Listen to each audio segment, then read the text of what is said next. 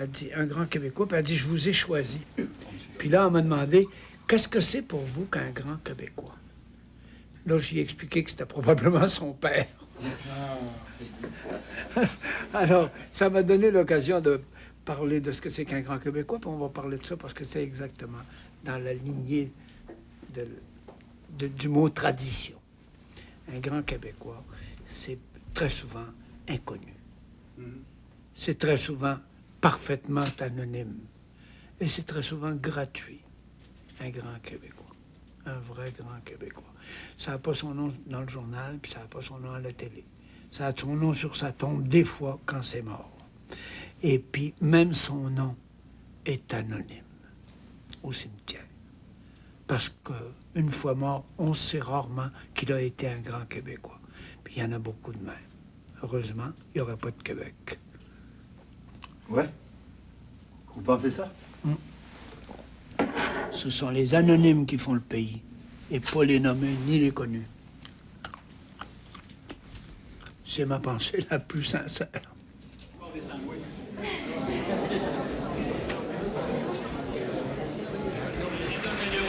Mettons-nous dans tous nos états.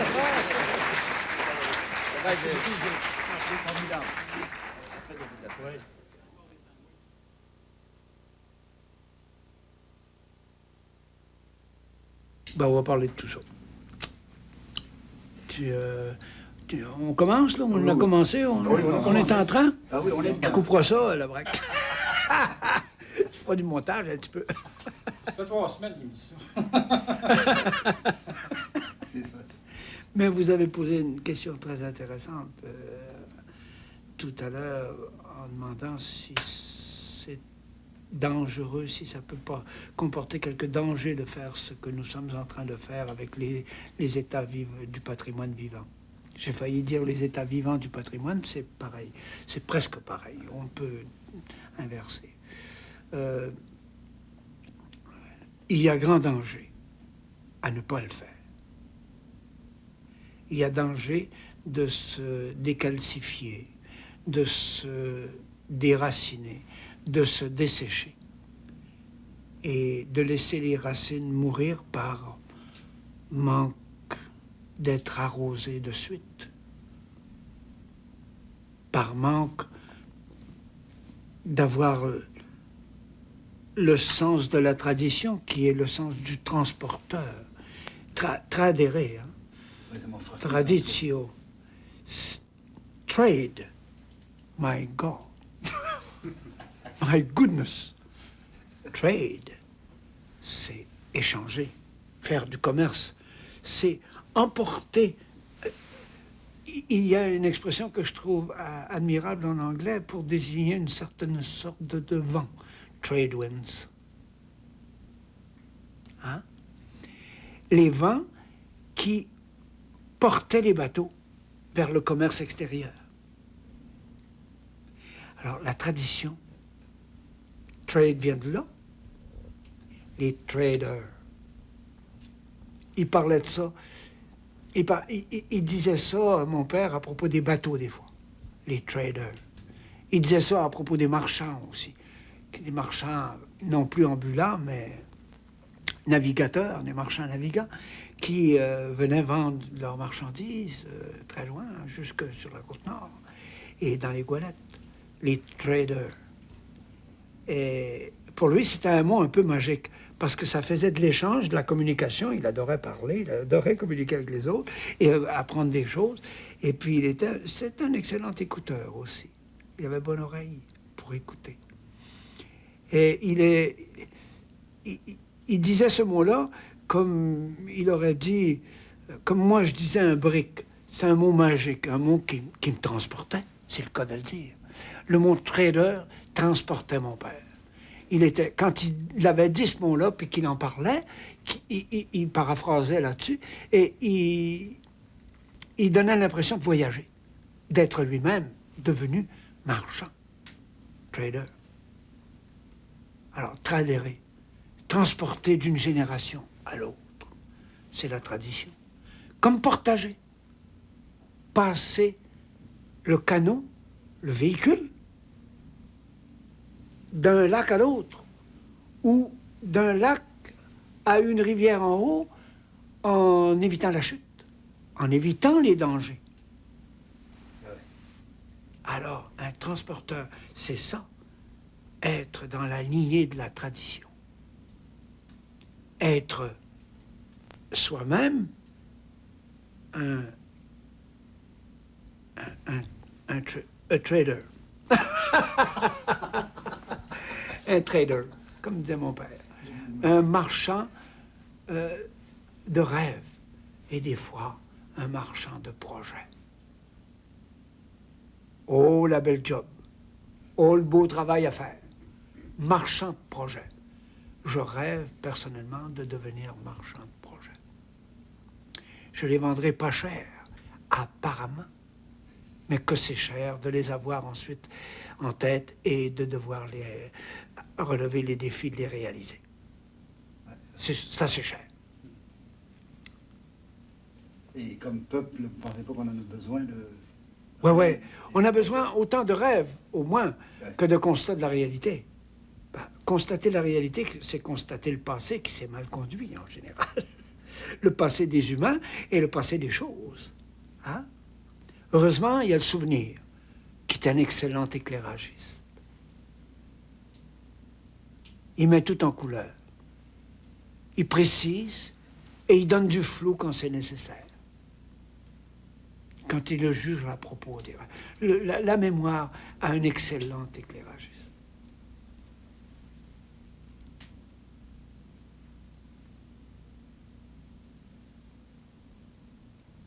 Moi, je dis souvent en France, quand le vin ne s'appellera plus que wine, vous ne boirez pas la même chose. Et vous verrez qu'il n'aura pas le même goût. Et je te jure que c'est la vérité. Et quand le fromage ne s'appellera plus que cheese, ben, ce ne sera plus le même fromage. Et surtout, il n'y en aura pas autant de différents. Et aujourd'hui, on peut constater ça. Que malgré les grands remparts de beaux dictionnaires, la France se laisse envahir. L'ennemi est dans ses murs et elle le choisit.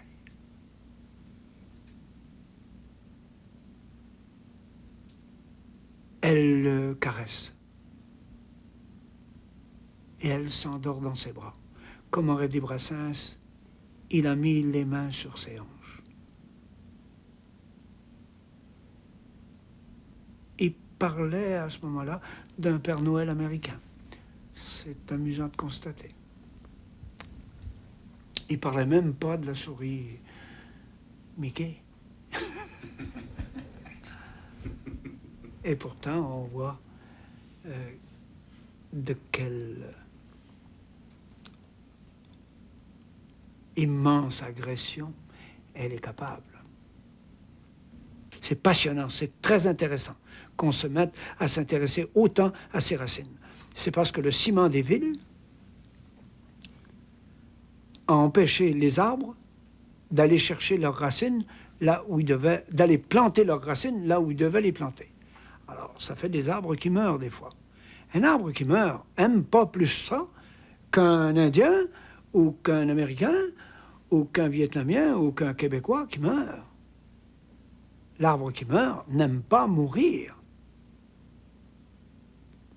Il n'a pas toujours les moyens de s'en tirer autrement, mais de prendre d'autres chemins, d'autres voies, mais il n'aime pas mourir. Alors, on a été coupé de nos racines. Les vieillards qui meurent à 80% au bout d'un an en institution, de nos jours, dans nos villes, ils ont été coupés de leurs racines, coupés de leur humus, coupés de leur sol, et coupés de la vie à côté d'eux, les enfants, la suite. Alors que le vieillard qui meurt chez lui, il continue, il a le sentiment de continuer. Il a raison. Il continue dans ses enfants et ses petits-enfants qui continuent de le regarder, qui le voient vivre et qui vont la voir dans les yeux, dans la mémoire et la voix dans l'oreille plus longtemps. Et il est en quelque sorte immortel dans leur gène, dans tout ce qu'il a transmis, de par son sexe et de par sa tête, de par son cœur et de par ses écrits s'il en a eu, de par ses lettres maladroites ou à droite, de par ses chansons, ses contes, de par sa tradition, de tout ce qu'il a laissé en héritage. C'est beaucoup plus que la maison, les dépendances, les champs et les animaux. Beaucoup plus grave. C'est le dedans de lui qu'il a laissé. Alors, celui-là est encore enraciné. Et les enfants qui vont rester dans la maison après, ils ont des racines que n'ont pas les enfants qui n'ont jamais vu leur grand-père.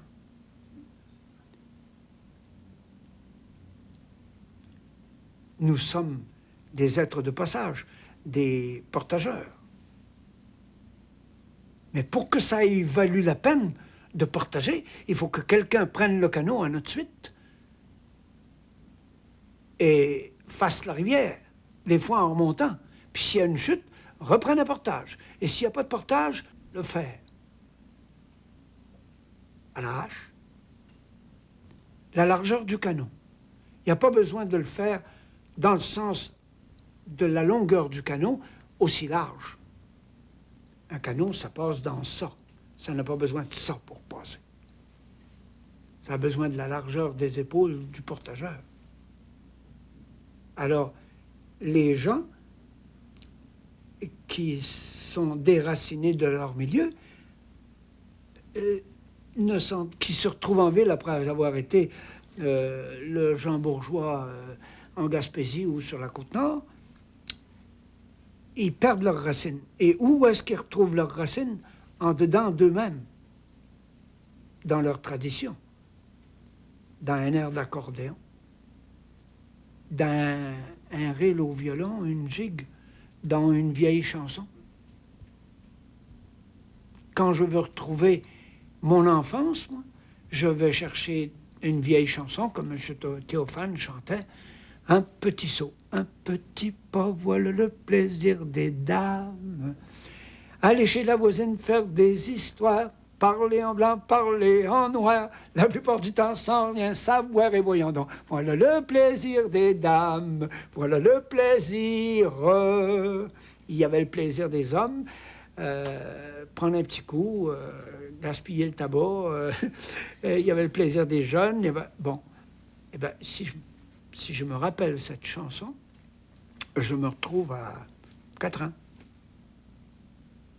Et si je me rappelle la chanson quand on s'aime bien tous les deux, tu sais ça, toi, la vie semble plus jolie, toutes les peines s'oublient dans un doux baiser d'amoureux. C'était pas mal écrit quand même, ça. Et c'était pas bête à dire. C'était la simple vérité. Et ben, voilà une chanson qui me rappelle mon enfance. J'avais 10-12 ans quand j'ai appris ça. Je l'ai apprise par cœur à l'époque. Je ne savais pas trop bien ce que signifiaient toutes les paroles. Je l'ai appris un petit peu mieux par la suite. Mais c'est ça, l'enracinement. Quand on est déraciné, on va chercher les racines en dedans de soi. Et en dedans de soi, c'est la parole, la chanson, la musique. Et des fois, la tradition, ça n'est que de la pensée. Des fois, la tradition, ça n'est que du rêve. Ou alors, ça se concrétise presque, et ça devient un beau projet. Parce que la tradition fait vrai, à côté de ce qu'on vit dans le quotidien, de ce que les gens vivent dans leur quotidien tout à fait ordinaire. Dans leur quotidien technique, technologique, dont ils avaient l'impression qu'il allait les libérer de tâches. Et qu'aujourd'hui, ils se retrouvent sans tâches et sans emploi et sans dignité, avec la honte de demander d'être secourus par le bien-être ou l'assurance chômage ou autre chose. Mais fondamentalement, à l'intérieur d'eux-mêmes, les gens préfèrent de très loin le travail. Ils vont se plaindre quand ils travaillent. Ils vont le trouver trop dur. Ils vont le trouver mal payé. Des fois avec raison. Souvent. Mais ils vont le faire. Mais ils vont travailler.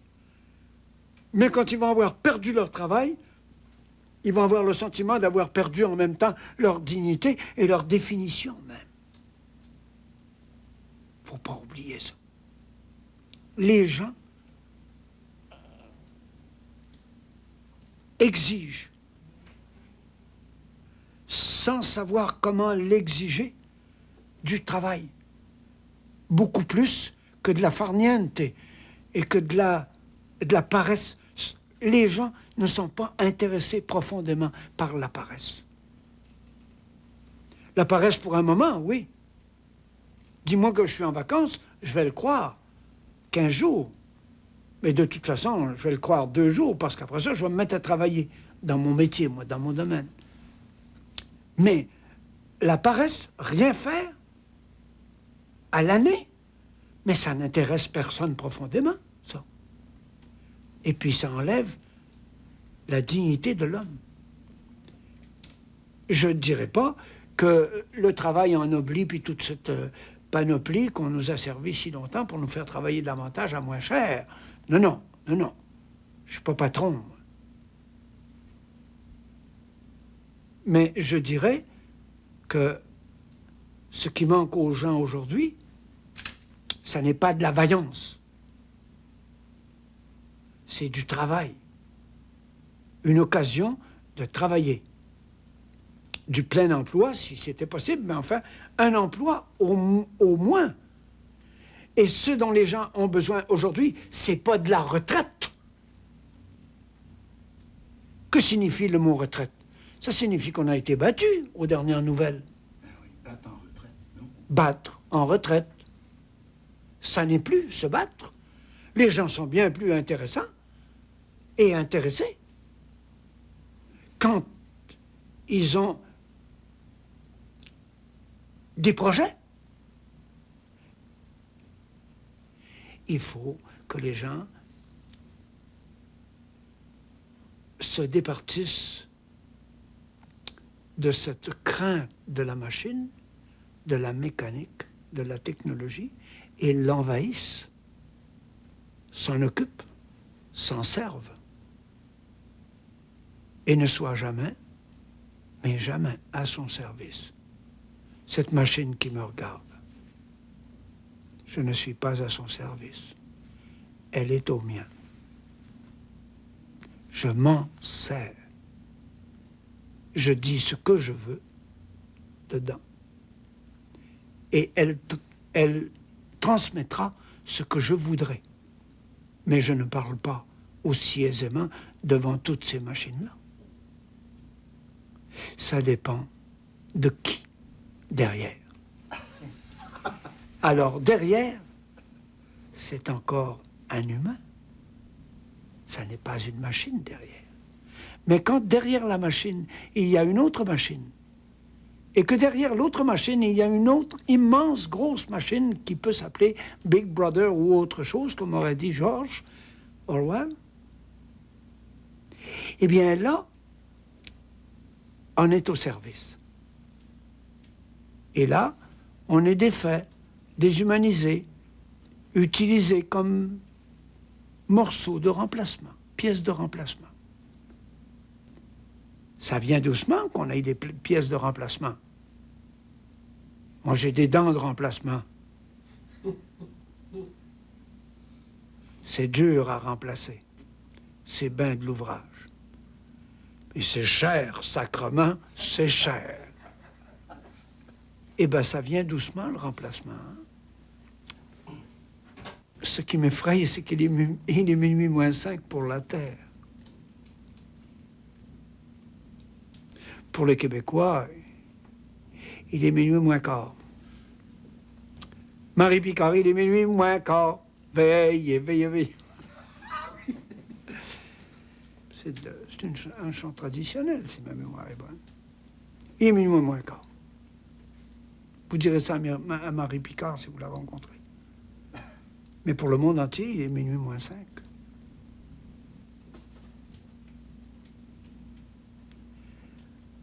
Il faut se dépêcher de réduire d'au moins 1 tonne par année les 90 tonnes que déverse dans le fleuve chaque jour telle ou telle compagnie. Ça va donc prendre 90 ans. Il n'y aura plus de planète. Non, vous y croyez pas? Ben, il n'y aura plus de planète si on continue comme ça. Mais je crois que le génie humain qui est capable de se détruire est aussi capable de se reconstruire. Mais pas après s'être détruit totalement. Non, c'est ce que j'allais dire. Voilà ce qu'on ne sait pas faire. Mourir et renaître. Nous avons un talent pour naître sur la planète inouï.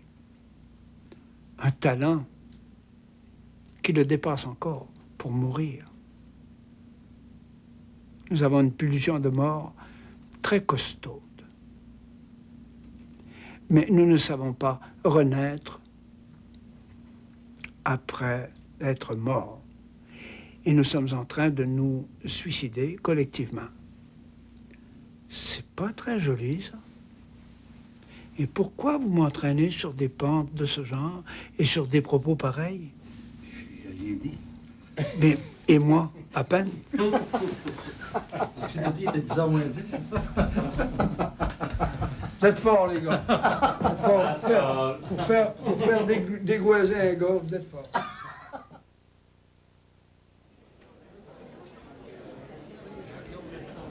Oui. Il y a encore des sandwichs.